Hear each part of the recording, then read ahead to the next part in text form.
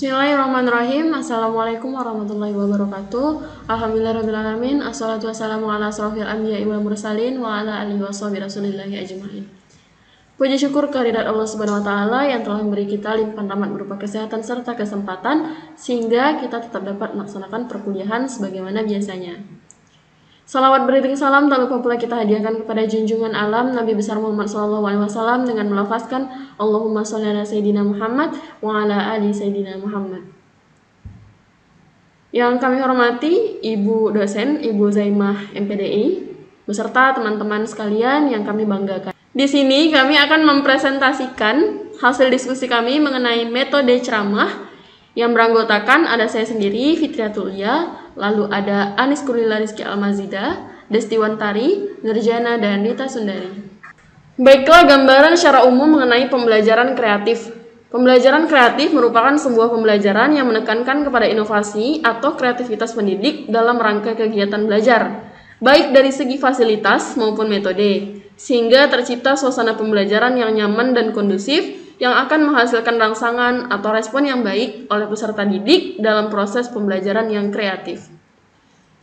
Materi selanjutnya akan dijelaskan oleh teman saya, Anis Kurlila Rizky Almazida, Desti Wantari, dan Nurjana.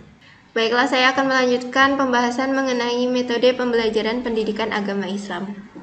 Metode pembelajaran dalam pendidikan agama Islam merupakan cara, model, atau serangkaian bentuk kegiatan belajar yang diterapkan pendidik kepada anak didiknya guna meningkatkan motivasi belajar si terdidik guna tercapainya tujuan pengarahan pengajaran agama Islam. Metode-metode pembelajaran agama Islam memiliki manfaat bagi pendidik dan peserta didik, baik dalam proses belajar dan pembelajaran maupun dalam kehidupan sehari-hari bahkan untuk hari esok. Selanjutnya saya akan menjelaskan tentang metode-metode dalam pembelajaran.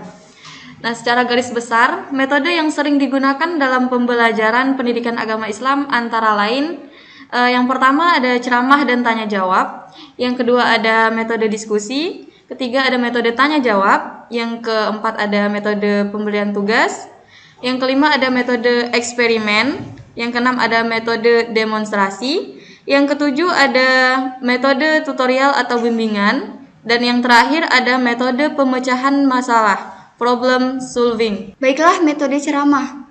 Metode ceramah adalah suatu bentuk penyajian bahan pengajaran melalui penerangan dan penuturan lisan oleh guru kepada siswa tentang suatu topik materi. Dalam ceramahnya, guru dapat menggunakan alat bantu atau alat peraga seperti gambar, peta, benda, barang tiruan, dan lain-lain. Peran siswa dalam metode ceramah adalah mendengarkan dengan seksama dan mencatat pokok-pokok penting yang dikemukakan oleh guru. Metode ceramah dalam pembelajaran kreatif. Metode ceramah termasuk metode yang paling banyak digunakan karena biayanya murah dan mudah untuk dilakukan. Memungkinkan banyak materi yang disampaikan, adanya kesempatan bagi guru untuk menekankan bagian yang penting, dan pengaturan kelas dapat dilakukan secara sederhana. Teknik berceramah mempunyai keunggulan, seperti yang kita lihat, bahwa guru akan lebih mudah mengawasi ketertiban siswa dalam mendengarkan pelajaran, disebabkan mereka melakukan kegiatan yang sama. Bagi guru juga ringan, karena perhatiannya tidak terbagi-bagi atau terpecah-pecah. Metode ceramah sangat tepat digunakan untuk menjelaskan konsep-konsep penting, mengajar kelas yang miskin fasilitas, mengajar kelas yang besar, dan lain-lain. Setiap metode memiliki kekhasan tersendiri, dan masing-masing memiliki keunggulan sekaligus kelemahan. Tidak ada metode yang paling baik atau paling buruk untuk semua jenis pelajaran. Pemilihan dan penggunaan metode oleh guru harus disesuaikan dengan materi yang akan disampaikan, keadaan siswa yang mengikuti pelajaran, dan kemampuan guru dalam menyajikan pembelajaran. Jadi, guru harus cerdas dan kreatif dalam memilih metode agar pembelajaran efektif. Baiklah, dari beberapa penjelasan mengenai metode ceramah, kami membuka question box di Instagram dan mendapatkan beberapa pertanyaan terkait metode ceramah, seperti pada kolom di atas. Baik, pertanyaan-pertanyaan tersebut akan kami jawab satu persatu dan ada juga beberapa pertanyaan dari teman-teman kelas. Untuk menjawab pertanyaan, kami persilakan kepada teman-teman kami. Pertanyaan yang pertama ada dari @antonil453. Bagaimana mengemas metode ceramah agar lebih menarik? Pertama, perlu disesuaikan dengan jenjang pendidikannya. Menurut saya, pengemasan metode ceramah hingga bisa lebih menarik adalah dengan menemukan alat bantu atau media yang cocok dan dapat diolah menjadi bahan untuk memaparkan materi tanpa menimbulkan rasa bosan oleh peserta didik. Pertanyaan selanjutnya ada dari teman kelas Pai Malam semester 4 dari Wahyu Hidayatullah.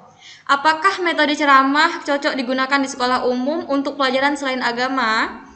Jawabannya cocok, karena umumnya memang metode ceramah ini metode yang paling populer digunakan oleh guru. Karena metode ceramah sangat tepat digunakan untuk menjelaskan konsep-konsep penting, mengajar kelas yang miskin fasilitas, mengajar kelas yang besar, dan lain-lainnya. Baiklah, selanjutnya saya akan menjawab pertanyaan dari sosial media via Instagram. Pertanyaannya adalah seberapa efektif metode ceramah ini mampu menunjang siswa agar memahami pelajaran. Pertanyaan ini diusung oleh @lubis_darholong. Baik, saya akan menjawab seperti ini. Jadi, sebagaimana yang kita ketahui, efektivitas merupakan ketepat gunaan suatu program untuk mencapai tujuan yang diinginkan. Persenan efektivitas metode ceramah ini menurut saya sendiri adalah 75%, sekitar 75%. Metode ceramah tergolong paling mudah. Guru hanya berbicara atau menjelaskan materi pelajaran, siswa mendengarkan penjelasan guru, memberikan respon, atau menjawab pertanyaan pancingan guru sebagai variasi. Jadi untuk keefektifan dari metode ceramah ini dapat disesuaikan juga dengan kreativitas guru dalam menggunakan atau mengelola metode ini. Baiklah, selanjutnya saya akan menjawab pertanyaan dari Muhammad Fatwa. Apakah pemaparan guru di sekolah juga termasuk dalam ceramah? Baiklah, jawaban dari saya sendiri adalah metode ceramah ini yang perlu kita ketahui adalah metode ceramah merupakan suatu bentuk penyajian dalam pengajaran melalui penerangan atau penuturan lisan oleh guru kepada siswa tentang suatu topik materi. Peran siswa dalam metode ceramah ini adalah mendengarkan dengan seksama dan mencatat pokok-pokok penting yang dikemukakan oleh guru.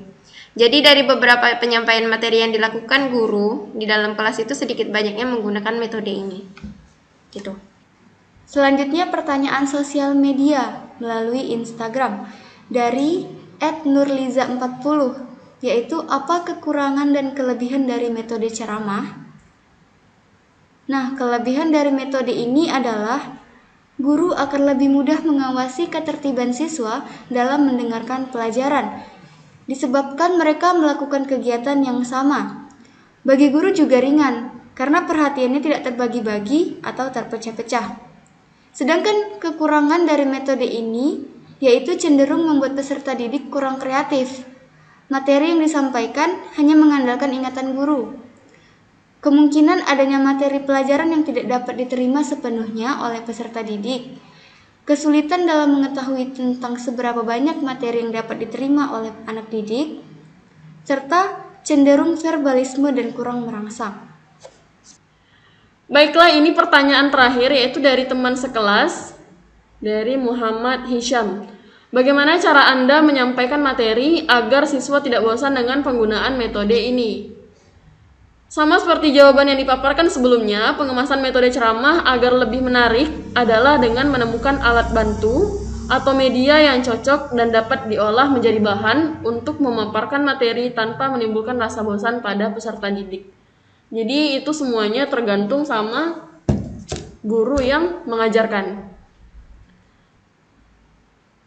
Baiklah, mungkin pada kesempatan ini saya rasa sekian yang dapat kami sampaikan mengenai metode ceramah dan penjelasan mengenai beberapa pertanyaan terkait metode ceramah. Lebih terkurang saya mohon maaf. Wabillahi taufiq wal hidayah. Wassalamualaikum warahmatullahi wabarakatuh.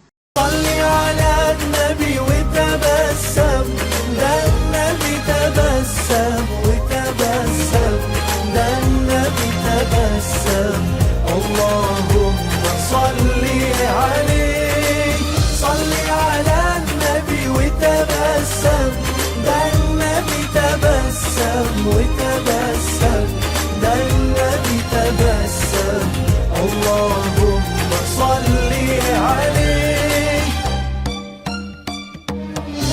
صلي وادعي من قلبك هيبعد الهم عنك طول ما انت مؤمن بربك هيكون عندك حسن ظن